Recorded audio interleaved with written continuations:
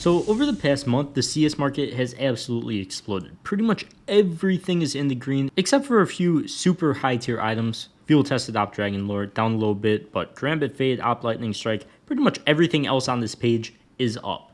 Now, the thing about this is, let me just go to the second page because this emphasizes it way more. If we look at the more expensive stuff, it might be up a little bit, it might be down like the field tested Dragon Lore, but if we look at the way cheaper stuff, like an AK Redline, it's up 12%, 13% almost, in the past 30 days. Why is something like an AK Redline up this much, while an Op Dragon Lore is barely up at all? And this varies a lot between skins. You'll see an M9 Fade, notably far above most other knives except for some Dopplers, up 6% in the past 30 days.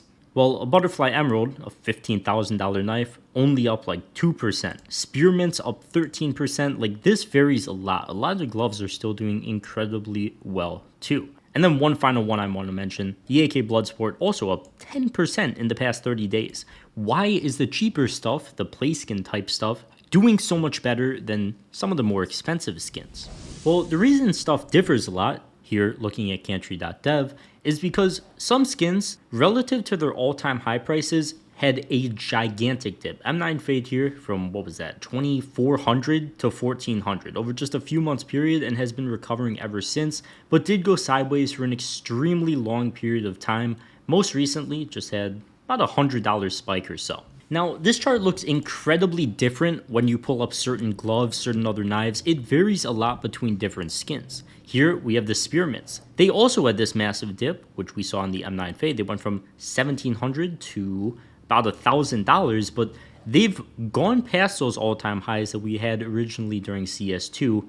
Kind of had like a double top here, but they're still over $1,000 more than they were during that peak, and at a higher price than they were during that initial CS2 hype. This video is sponsored by SkinsMonkey. If you've been looking to trade out your old boring skins for new ones, SkinsMonkey is the place. By clicking the link in the description, you'll get a 35% deposit bonus when depositing with cash and crypto, and up to a free $5 bonus on your first trade. So be sure to click that link.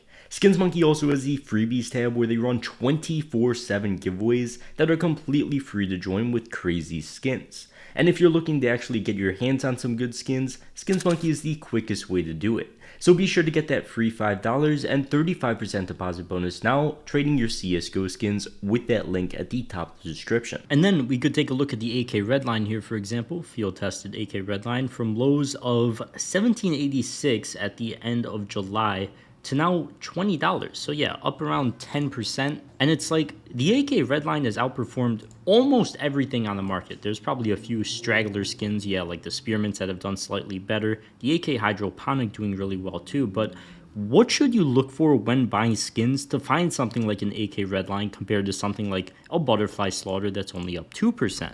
Well, the number one thing I look for is what I was talking about earlier. What is a skin's price relative to where it was during the initial CS2 hype? A Bayonet Fade, for example, went from around $650. This doesn't go all the way back, but from around there, it about doubled, got to $1,400, and now it's almost at the price it was at before the CS2 hype started. This is a skin, despite the chart looking so abhorrent, is something I would hold, and am holding right now. Actually, I do have a Bayonet Fade, but it's something I'd be very comfortable holding. Charts like this, where the skin is at literally the price it was at before the CS2 hype, when the skin looks so much better, when there should be so much more demand for it, it's just something I'd like to own, and hopefully demand should swing back around to it eventually. Now, of course, there's a lot more different charts as well. The Karambit Doppler, if we go back to Price Empire and look at it wherever it was, is one of the best performing skins in about the past 30 days or so. Up 6%, along with some other knives. It's doing pretty well. It beats the M9 Marble Fade, it beats most Fade knives. People do like their Dopplers. So if we go back to this chart, it got to about 1325 during the initial CS2 hype, and then kind of died down for a bit. It didn't have a horrible die down like the rest of the skins, like a Bayonet Fade, and is slowly back on the climb here.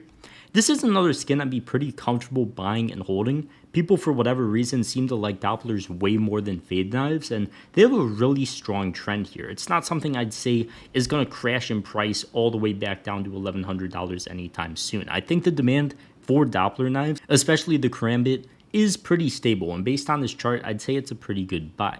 Now, in an area where we get the things that I'd say are a bit overpriced, are certain gloves in the game, and they've gotten pretty crazy. I don't remember which ones I even covered earlier in this video, but Crimson Komodos, for example, they had this massive dip, and obviously this is the level you want to buy stuff at. It's at the level, even for gloves here, it was way before the CS2 hype even started. It's at like, what, $700 lower than that peak, so that's an incredible level to buy.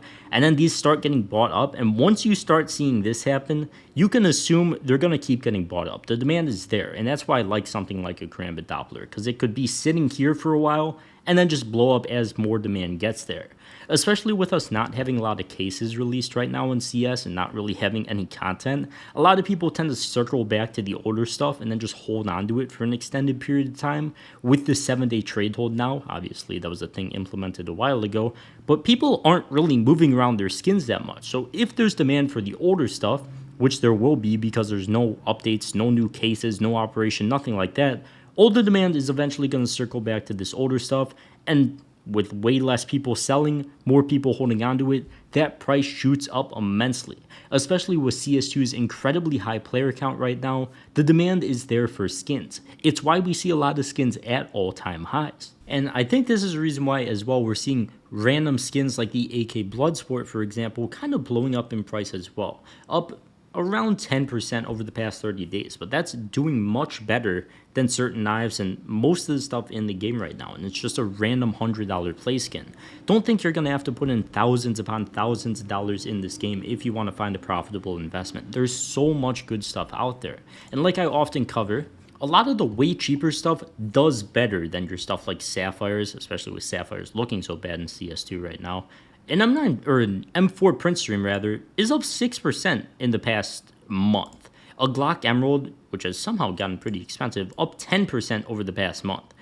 Op Asimov, even in Battle Scarred, up 6% in the past month, compared to a Talon Fade, which is only up 2%. So there's a lot of demand for the cheaper stuff in the game, and it's most of the stuff I hold. I just have a bunch of random play skin knives for the most part, and I think they're some of the best things to hold in the game. If you literally just go on Price Empire and scroll through random skins, all of the cheaper stuff here, compared to the way more expensive stuff, AK Asimov, $26, up 10% in the past month. With this really high player count, you're going to see a lot of people cycle into these quote-unquote cheaper skins. They aren't even that cheap, but obviously they're way cheaper than stuff like even Phase 2 Dopplers at this point, which have blown up so much in price that there's not really that much demand for them anymore. And a lot of the demand is cycling back into these random play skins that are actually affordable for the majority of the community and not stuff like a Desert Hydra. And once again, this is my first time going through this chart. I'm just live recording this video. AK Empress, up 17% over the past month. Op Redline, up around 12%. What is this even? Sports Gloves Nox, these ugly, disgusting gloves, up 10%. They're only $400 gloves. They aren't your Vices, they aren't your Pandora's boxes. Pandora's boxes are actually down in price, and there's just so much good stuff out here. Now, just going back to CS2's player count for a second to emphasize how crazy this game has blown up, let's go back to where CSGO was. CSGO, let's say towards the end of it was around here, like 700, 900,000 is kind of pushing it. That's not really a level we saw much. Like, just going back to CSGO, most of the player count numbers are 5 to 600,000 at like the very good months. We're at an average player count of 900,000 right now. At peak CS2 times, we got 1.1 million. And even during these times, where I showed you guys earlier in the video, where we saw those massive spikes up in price, of course they happened very quickly because the player count blew up so quickly. We're now able to sustain that because average player count is still up like 300,000 people. Don't ask me how, because it really doesn't feel like it is, but it is, and that's shown a lot in the skins. Those prices have blown up in practically everything. The only things I'm surprised to see so cheap at this point are stuff like the Bayonet Fade, for example. Like, I have no idea why that thing is so cheap right now. I have no idea why there's no demand for it, but let's just check Fade knives. Some of them are actually doing pretty decent right now, like the M9 Fade, once again, up a pretty decent amount, but for the most part, these knives have had massive dips. Maybe, I guess people just don't like my Bayonet Fade, but Let's compare them to Dopplers, for example. Dopplers are actually a little bit all over the place, and it varies a lot between knives, especially with those phase 2s that blew up a lot. But Karambit phase 3, Karambit phase 1, with a lot of these Doppler knives that look a lot better in CS2, I think a lot more people are leaning towards them, even with the Gamma Dopplers as well. The Emeralds especially, certain ones of these knives are blowing up. And once again, I would recommend always just going to Price Empire if you're looking at buying something. Look how it's performed over the past 30 days, for example, and then go on Cantry.dev, see what the long-term chart looks like, because it varies a lot between different skins, especially if you're just buying play skins. Normal stuff like an AK Bloodsport, for example, Op Asimov, AK Redline, all of that stuff should be taken into consideration if you don't want to just blow your money. There is a lot of skins that just tank out in this game for extended periods of time. That doesn't mean they're a horrible investment long term. I think if they're starting to hit those CS2 pre-hype levels, I think they're completely fine to buy at. Same goes with cases as well. A lot of those cases have dumped out in price since the initial CS2 hype, but I think they're fine to buy now. Of course, demand is actually eventually going to come back to them. Now, we haven't really seen it yet, because certain cases, like the clutch case, for example, have such ridiculous supply, but there's so much good stuff in the game right now. There's so much good stuff to invest into, and you could pretty much own, I'd say 90% of stuff and be completely fine long term. My final advice for this video, I guess, is stay away from the super high tier stuff, Op Dragon Lore, Op Gungnir, and I say this as I own an Op Dragon Lore, and focus on the cheaper stuff. Whether it just be play skins, AK Bloodsports or stuff like that, or the cheaper knives that you think are undervalued. Of course, there's a million different options. Dopplers are always a good hold. I think the phase 2s are a bit overvalued right now, but your normal phase 1s, phase 3s, phase 4s, I think those are great holds long term. They've proven to be. They've looked great in CS2. Tons of people are always going to be buying those, and I would always recommend holding on to those unless you need the money. But yeah, the CS market is absolutely exploding right now. It's doing incredible. This is with the game having literally no updates, no reason to play the game, and we're still at 900,000 average players. We could definitely get back up to that 1.1 million we saw when the initial CS2 hype happened, and if that happens quickly, I think there's going to be a massive run-up in price as well. Of course, there will probably be a dip after, depending on how quick it happens. You do want these slower months where, player count kind of fluctuates up and down, because clearly the demand for skins will always be there. Either way, we're 300,000 average players higher than CSGO days. So as always, be sure to check out Skins Monkey, get that free $5 bonus on your first trade with that link at the top of the description, and feel free to leave a comment telling me what you guys are buying, what's performed best for you. Of course, I hope those play skins have, and for now, I'll see you guys in the next one. Peace.